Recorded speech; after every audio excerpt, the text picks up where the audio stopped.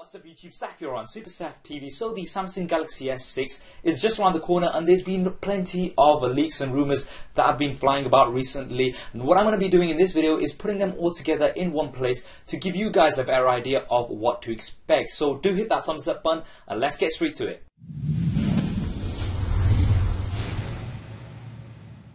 So the Samsung Galaxy S series has been hugely popular, but the Samsung Galaxy S5 wasn't as popular as Samsung had hoped, and one of the main reasons for that was the build. It had a full plastic build in a market that demands premium quality smartphones. So this is something that we're definitely looking to have improvements on. We've already seen some improvements from Samsung in the form of the Samsung Galaxy Note 4 as well as the Samsung Galaxy Alpha. So this build is the first rumor that we're going to be seeing something similar to the Note 4 and the Samsung Galaxy Alpha, which will consist of a metal frame and a plastic soft touch back. Now this has been hugely popular with the Samsung Galaxy Note 4, so it would actually make sense for Samsung to carry this on. But there's also some rumors that we might be seeing a full metal unibody. Now this is something that we've seen on the Samsung Galaxy A5, and that's a smartphone that's not fully available everywhere. It's only in certain markets, so you may or may not have heard of it. So this is also one of the possibility, and the most recent rumor that we've been hearing is that we're going to be getting a metal frame with a glass panel at the back like we've got with the Sony Xperia devices.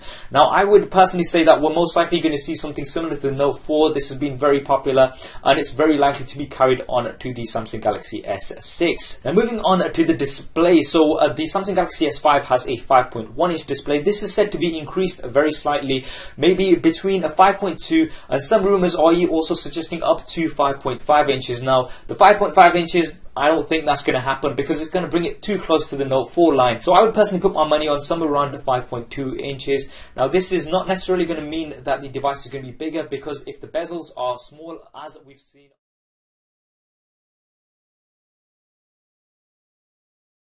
on some of the leaks, that should mean that the device size should be pretty much the same, but we're going to be seeing a slightly larger screen. Now while we're on displays, there's also rumors of a Samsung Galaxy S6 Edge version. So this is an additional version that may be coming like we had with the Note 4 and the Note Edge, but this is said to have two edge displays, so two curves on either side rather than just a single one that we had on the Samsung Galaxy Note Edge. Now if we do have this version, then it will definitely be an additional version, not the primary version, because this is something that's not mainstream as yet. In terms of the resolution of the screen, we're looking at a Quad HD display more than likely. So this is 2560 by 1440, and this is similar to what we've got with lots of other devices right now. The Samsung Galaxy Note 4 also has a Quad HD display. We also had a Quad HD display for the Samsung Galaxy S5 LTE-A version. Now there are some rumors that are suggesting that we might be seeing a 4K display, but this is looking very, very unlikely, and I would definitely take that with a pinch of salt. Maybe in the next few years we might be seeing 4K displays on smartphones.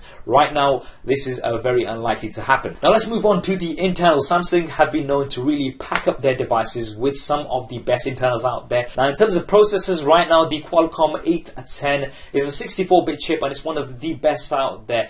But recent rumors are suggesting that Samsung might not go for this.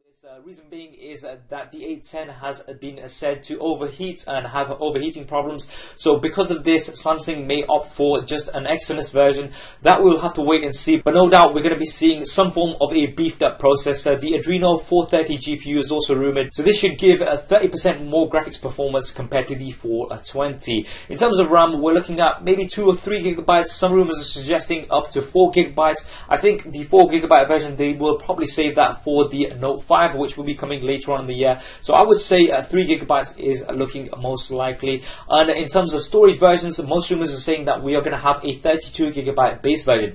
I for one would be really glad to see this, but we'll have to wait and see. Samsung may just give us a 16 gigabyte base model as they have been doing. 32 gig would be ideal, and that's what most rumors are suggesting. We may also get an additional 64 gig version. Expandable storage is also looking more than likely. This is something that we've seen consistently on previous devices from Samsung, and it's very likely to be carried on to the Samsung Galaxy S6. Now moving on to the cameras, some rumors are saying up to 20 megapixels, the others are saying just the 16 megapixels with an improved sensor. sensor. Either way, we should be getting some great quality. Optical image stabilization is also looking like something that we may see on the Samsung Galaxy S6. This is something that we have on the Note 4. 4K video goes without saying. In terms of the front-facing camera, we're going to be looking at least 3.7 megapixels, maybe even 5 megapixels, seeing as how popular selfies are these days. You all know about those selfies. Now, moving on to the operating system, we're going to have Android, the latest version of Android, which is Lollipop. It's still going to have the TouchWiz skin on top. Now, one of the good things is, there's some good news here,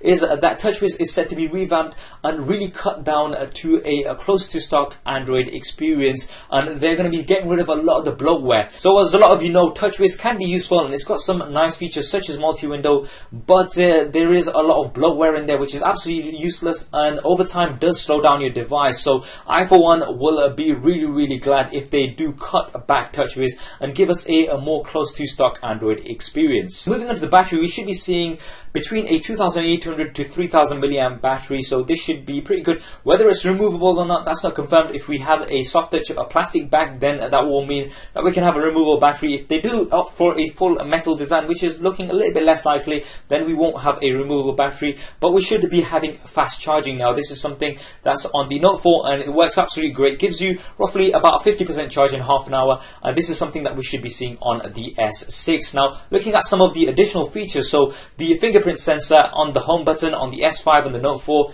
it's not too great. Let's be honest, you have to swipe, it's hit and miss.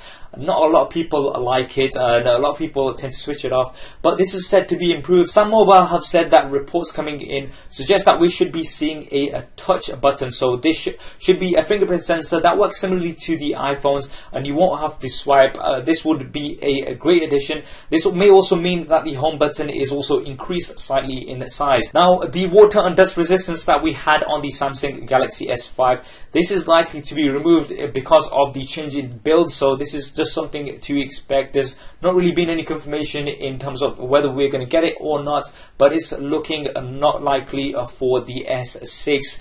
The heart rate sensor may also exist, but I mean, I'm not going to say much about that because I've never used it. But anyway, so when can you expect to hear about the device and get the device? Well, it's supposed to be announced at the Mobile World Congress, which takes place in March. So it's 2nd to 5th of March. So those are the dates that you need to put in your diary. If it's not actually at the Mobile World Congress, then it should be around that time. And we should be expecting a release early April. And if we're lucky, we might see something as early as end of March. Now, finally, looking at the price, it's going to have the standard flagship prices.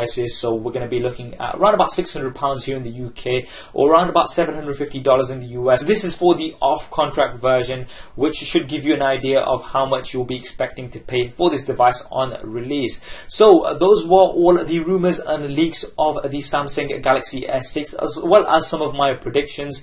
What do you think of the Samsung Galaxy S6? Which feature are you most looking forward to? Do drop me a comment below and let me know your thoughts. I hope you enjoyed this video and found it useful. If you did, then please do hit that thumbs up button for me. It really does help me out. And as soon as the device is announced, we're going to have lots of coverage on the channel, so be sure to subscribe if you want to see that first, and that's going to be followed up by hands-on reviews as well as camera comparisons and side-by-side speed comparisons too.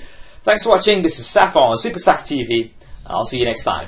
If you want to see more regular videos like this one, then be sure to hit the subscribe button, which will be below. If you're on a mobile device, it may be somewhere else. If you want to see my previous related video, then hit the link right here. If you want to stay in touch over Facebook, Twitter and Google+, then all of the addresses will be there somewhere, as well as direct links in the description below.